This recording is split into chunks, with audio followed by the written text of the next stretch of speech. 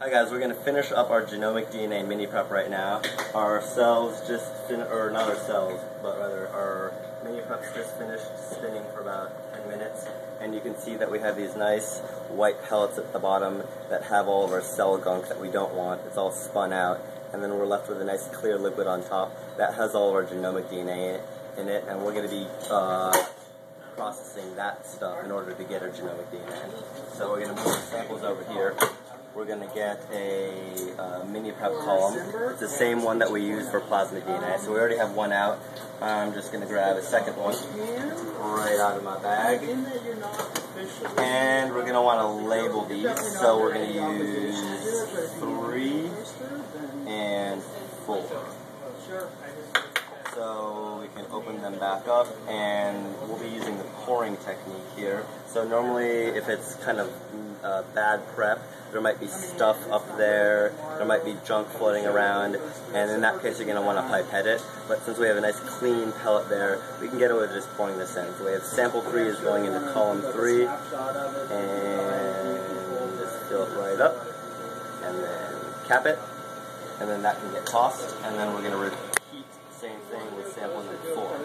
So 4, 4, and everything looks clean. It's a little bit dirtier than the other one, but it should work just fine. We can just pour that fluid right in there, cap it, and throw away that tube. And you can see that it's already starting to drip through. We're going to speed that up by spinning, so it looks like I already have a balance in there. And we can balance the centrifuge with one another. So I'm just going to do 1, 7, and centrifuge is set to 30. I think we can get away with 15. And from this point on, our genomic DNA mini prep is very similar to a plasmid DNA. It's actually the exact same as a plasmid DNA mini prep. We're just going to rinse with PB, rinse with PE, dry it off, and elute. So here's our PE, here's our PB, here's my P1000. We're going to be rinsing with 500 microliters of PB. So spin number 1 is done. We're going to make sure everything flowed through. Everything did flow through. Discard that flow through. And our genomic DNA is now bound to that little white frozen bed. So we can open up our tubes. And same thing here. We can discard our flow through, which doesn't have any of the stuff we want, and our genomic DNA is bound to that little white resin bed. Now we get our P1000. It is set to 500 microliters, and we're going to wash with PB.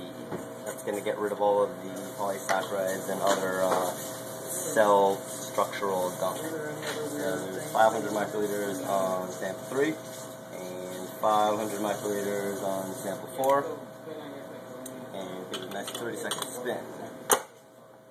So again, we're doing 15 microliters. You ought to be doing 30 seconds, but just for the purposes of expediting this demonstration, we're doing 15. Cap your PB, put it back so you don't get confused, and get ready to do our PE rinse. We're going to be doing 750 microliters. So set our P1000 to 750. Set that aside. And we're going to get rid of the flow through on this genomic DNA. So that's our PB flow through. And ditch that liquid. I'm going to bring my liquid waste out so it's a little bit easier to work with. So there's sample, that's 4. Here's sample 3. Ditch that flow through. And now we're going to be doing our PE rinse. So my P1000 is at the appropriate volume. Pull up 750 microliters of PE. Eject that. And same thing with the other sample. 750 microliters of PE. Fill it on up. And then cap the centrifuge.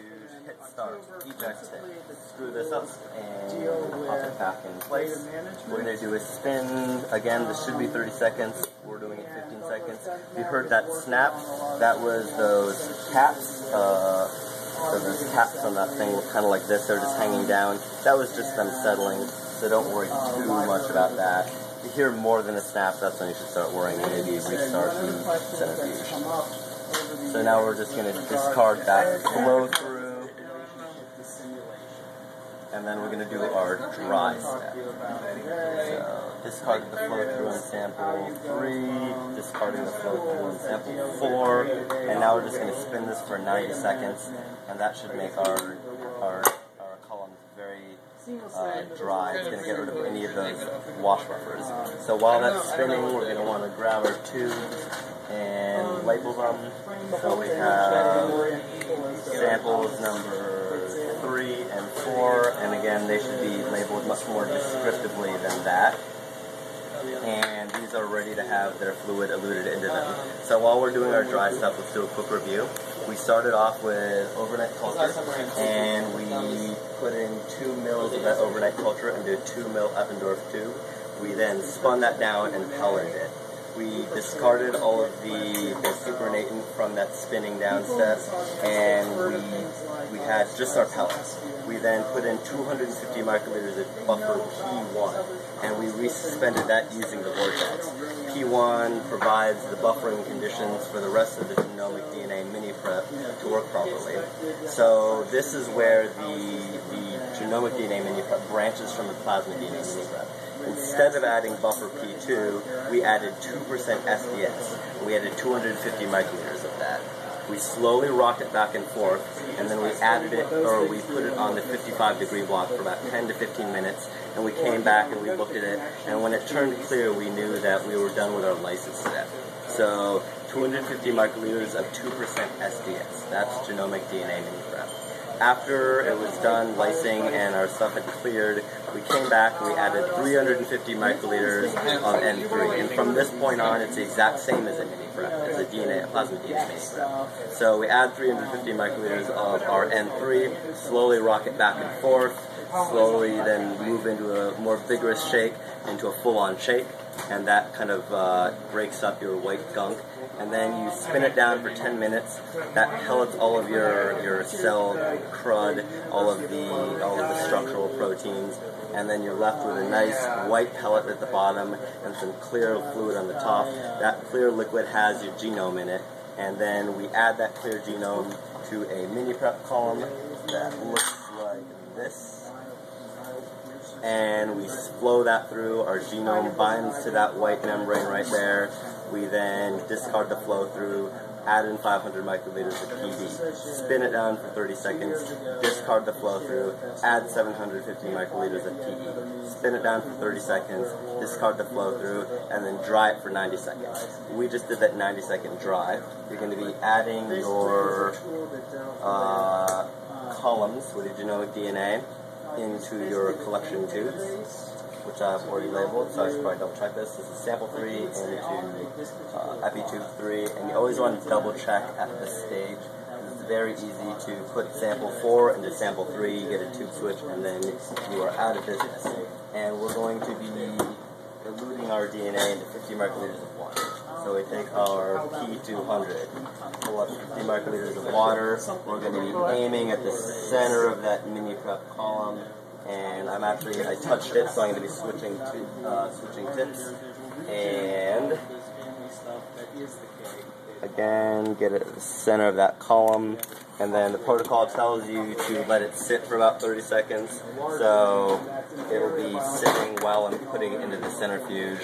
Cap those, put it back into your centrifuge, and this arrow tells you which way this rotor spins. And this arrow is pointing that way, so the rotor spins that way. If the rotor spins that way, then our tube tops should be in the opposite direction. We simply cap it, close that up, set it for 30 seconds, hit start, and then the water right now, which is reagent grade, double deionized, autoclaved, is going to be solubilizing that DNA, and it's just going to be eluting it. It's going to be flowing through that column, and it's all going to be collecting at the bottom of that 1.5 mil epi tube. After you have your genomic DNA, you're not going to be able to do too much with it because it's, the gene that you probably want to look at is only a single copy. So you're going to need to PCR it up in order to, sequence it or get a sense of the size of it. And we're done spinning. And if we open it up, we can take a look and we can see that our 1.5 ml epitube has about 50 microliters of water. That's the elution. That fluid right there has our genomic DNA.